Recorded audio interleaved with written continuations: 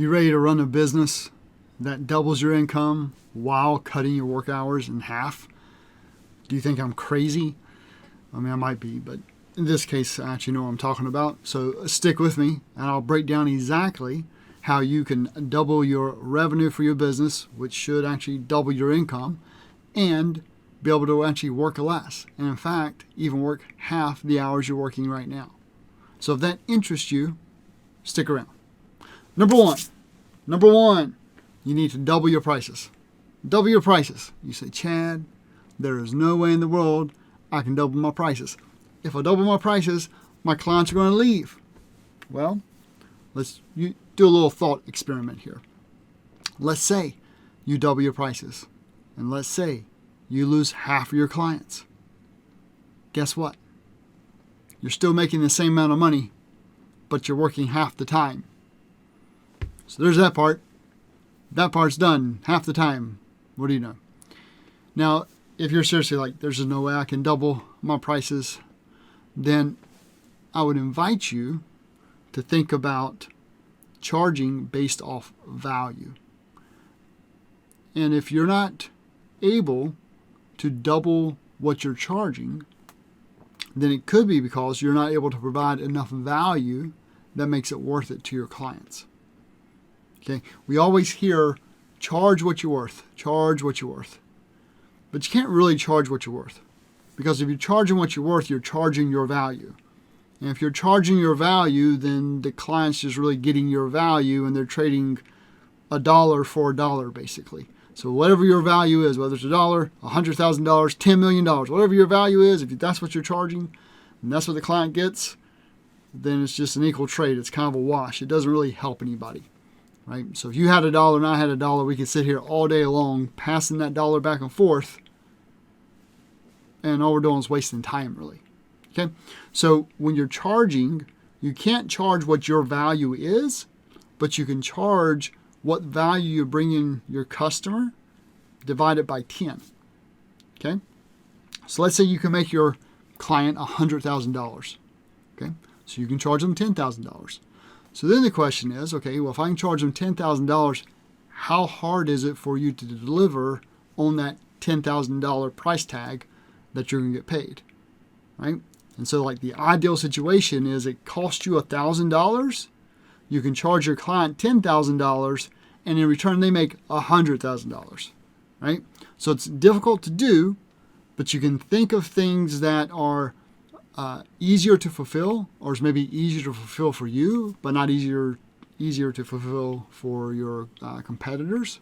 That's really ideal. And so that's kind of like the ideal situation is 10 times on both sides. So it costs you this much, you multiply it by 10, that's what you charge your customer. I'm just saying, times it by 2, right? So but you multiply it by 10, that's what you charge your customer, knowing that they're going to be able to get 10 times the amount of what you're charging them. So depending on what you're doing and who your clients are, that can be problematic, but those are the type of exponentials you need to be looking at. So that exponential was 10 times. But even if you did it 3 times, right? So you charge them 3 times the amount that it costs you, and you're still able to get the client 3 times the result, that can still be a really good deal. Okay? So when I say double what you're charging, don't automatically assume that you can't. Instead of trying to give your clients a deal on the price and reducing the price, figure out how to increase the value to them. Okay? So that's number one. Second thing you can do, and of course if you didn't lose any of your clients, so before we get to the next one, if you didn't lose any of your clients, then you've doubled your revenue, you've doubled your income. So that's great, but now you're still working the same amount of time you were working. Most of the time, what will happen is you'll have some fall off. Some of your clients will leave, but that's actually okay because chances are they weren't the best clients for you anyway. So the next step is to actually think about who is it that you absolutely love to serve? Which clients do you get the best results for?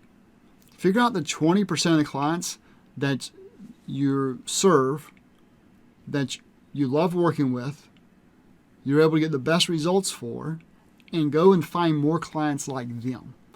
Forget the other 80%. just focus on those 20%. And you're able to charge the premium value, especially if all those 20% kind of fall in the same niche, because you can become even more of an expert on that specific niche. Okay?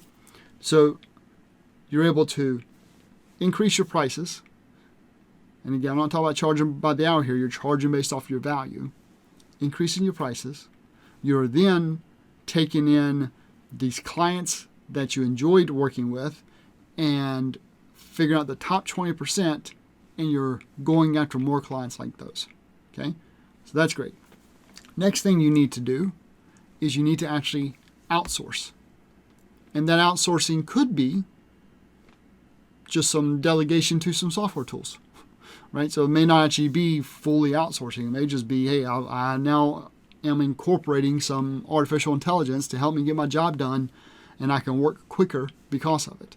Or other tools. Doesn't have to be AI, just other tools.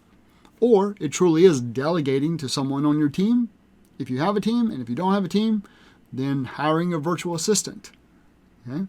And potentially some other type of remote team worker. And again, you can do more general things like a virtual assistant, or you can go very specific and hire somebody that has a very specific skill set that helps you deliver what you're delivering. So for example, if you're a software developer, then you may want to actually contract out another software developer where you're able to talk to your clients more, not do as much development, and have somebody else do that. Or if you're like, no, I really enjoy doing the development as well, then you could hire more of a generalist to take care of some of the admin stuff that you're having to do.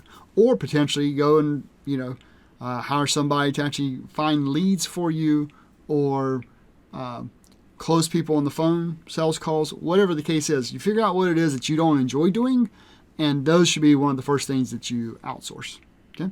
And so you can kind of go one or two ways, or either both ways. You can either find a generalist or specialist, or again, you can actually outsource both.